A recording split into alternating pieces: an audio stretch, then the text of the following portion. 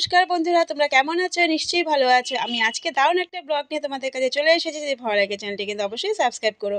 আমরা যে ঘুরতে গেছিলাম শিমুলতলা, সেখানে আমরা বিকেলে একটু ঘুরতে বেরিয়েছি সাইট সিন দেখার জন্য।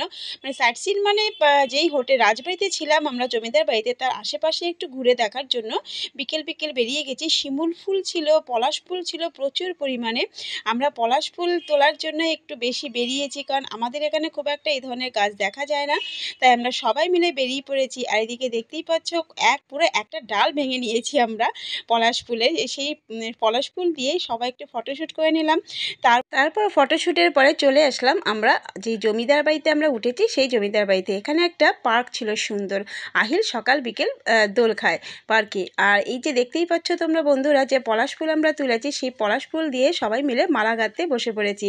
সবাই মিলে কিন্তু আমরা মালাগুলো দিয়ে ফটো তুলেছি, সব তোমাদের সাথে শেয়ার করব। আর রাতে ডিনারে ছিল